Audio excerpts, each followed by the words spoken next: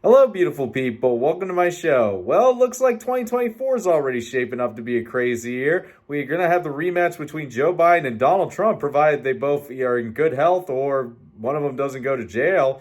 So at this point, I'm just wondering, is he coming back and he's going to be even handed? Is he going to actually just be there to criticize Trump? We'll just have to wait and see. But I just want to go back through his history and a little bit of the news with y'all. So look what came across my news feed. Looks like Jon Stewart's returning to The Daily Show in 2024.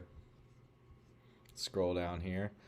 Stewart will remain a part-time host throughout the 2024 election cycle and is a rotating host throughout the rest of the week. He also will serve as an executive producer for every episode through 2025. Stewart was given the Monday slot because Monday is the most watched day of The Daily Show during the week and catch-up day for weekend news, according to the network. So, anyone who actually is familiar with Jon Stewart, I grew up with Jon Stewart when I was actually initially paying attention to politics when I was younger. And he was always someone who was kind of dogging on the right most of the time, but at the same time, he was even handed for the most part. He did criticize Democrats too, but not nearly as harsh as Republicans. But most famously, he is actually someone who has actually implemented actual legislation as far as advocating for the legislation. He was the one who actually passed the 9/11 first responders bill for them to get health care because the Republicans were blocking it back then. And in recent memory, he was actually someone who was instrumental in getting through the PACT Act, which was actually for our troops who were exposed to toxic burn pits. And just a little bit, he was actually someone who was actually testifying in front of Congress in order to shame the Republicans to actually get it through. And I just wanted to go through a little bit of the beginning of that. You're going to recognize a familiar face at the beginning of this. Said, look, you guys are obviously heroes, and 9/11 was a big deal, but, Anyone else notice someone who's on that committee who's blocking the health care, who's actually the Speaker of the House now? Mike Johnson. Funny how people can still do horrible things and then they end up being in the highest echelons of power. It's almost like the people who are the most ruthless end up there. But here's him just shaming some of the Republicans. we have a lot of stuff here to do.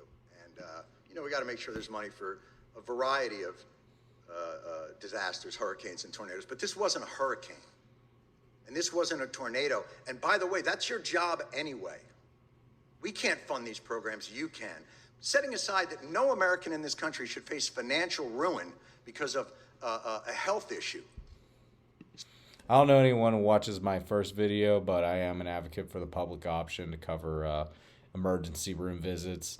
That's where people become bankrupt. It's because they go get fucked by a hospital. It's not because of just a routine checkup with a doctor. But I agree, no one should go bankrupt in the United States because of healthcare bills. That's like the one position I actually hold that's somewhat you can call liberal, because the healthcare system in the United States, I've dealt with it as well, is just completely fucked. And they want us to believe that, oh, we can't afford healthcare. I'm sorry. Every other industrialized country can figure it out, but the United States, we just can't figure it out. It's just the profit margin makes everything cheaper. Not when it comes to your health, man. Certainly 9/11 first responders shouldn't have to decide whether to live or to have a place to live. And the idea that you can only give them 5 more years of the VCF because you're not quite sure what's going to happen 5 years from now. Well, I can tell you, I'm pretty sure what's going to happen 5 years from now. More of these men and women are going to get sick and they are going to die. And I am awfully tired of hearing that it's a 9/11 New York issue. Al-Qaeda didn't shout death to Tribeca. They attacked America, and these men and women and their response to it is what brought our country back. It's what gave a reeling nation a solid foundation to stand back upon, to remind us of why this country is great, of why this country is worth fighting for. And you are ignoring them. So this dude at the time, he was one of the only people who was actually in the mainstream that was shaming these Republicans in order to get this legislation passed. and we can fund the wars completely. This is actually when they were passing the PACT Act. He said, you all support the war machine. You do not support the troops when they come back. So when the Republicans are out there saying, like, hey, we support the troops, blah, blah, blah, blah, blah, they don't support the troops. They send them to war and they could care less after they come back if they deal with any injuries, traumatic brain injuries, or losing limbs. They do everything possible to not help them. And I'm going to be even handed here because the Democrats are also terrible as far as like getting us into these wars as well. So it's not just the Republicans. They fund the war machine as well. But as far as like taking care of the troops when they come back, both of these times with the 9/11 First Responders Bill and the PACT Act, the Republicans were blocking it, not the Democrats. So I'm actually really excited to see him come back because he's actually a really smart dude because he's been doing some things online and you can actually hear more of his true thoughts. He kind of reminds me of Tucker Carlson a little bit because Tucker Carlson, he was on that primetime Fox News slot and he had a lot of power there, but I think he was more or less pandering to an audience. And when they're pandering to an audience, they kind of appear not as well thought out, but when you go online, Tucker Carlson's true of this as well. They're a lot more thought out, and he actually interviewed and grilled like Hillary Clinton, some of our Defense Department officials about not passing audits and like the war in Libya and stuff. So this dude all around is actually a really good advocate for basically the people. But well, my question is, him coming back in 2024 just seems kind of odd to me that they would give him that megaphone again. And I genuinely wonder, is he just going to be there as a vessel to attack Trump?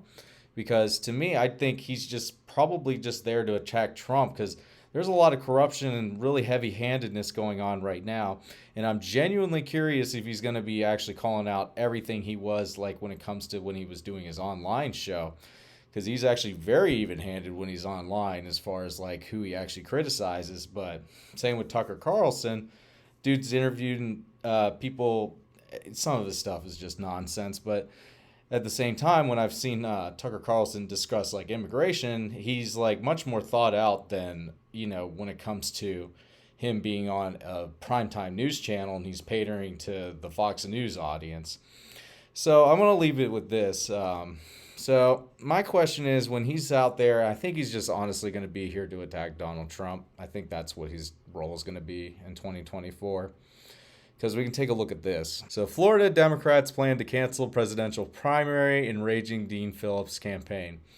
Now, this article basically goes into how the there's a primary going on right now on the Democratic side, and they're just shutting this down completely. And Dean Phillips is a legitimate challenger, so is Marianne Williamson, and they're trying to pretend that they don't have these challengers. And this is like blatant corruption as far as Dean Phillips said this is stuff that Iran does. They just cancel elections and just declare who they want to be the winner.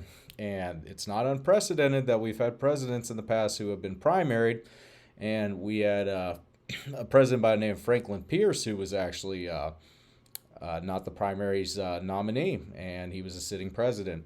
So it has happened in the past, and I think if you're going to drag out laws in the like Civil War laws to kick Trump off the ballot, I think we should also look at past things that we have gone through as a country and actually be even-handed here and being like, hey, this is kind of an extraordinary circumstance where we have someone who's not very popular right now, and we should probably look into primarying somebody, but we're not going to do that because they don't want to set that precedent in modern times, but it has happened in the past.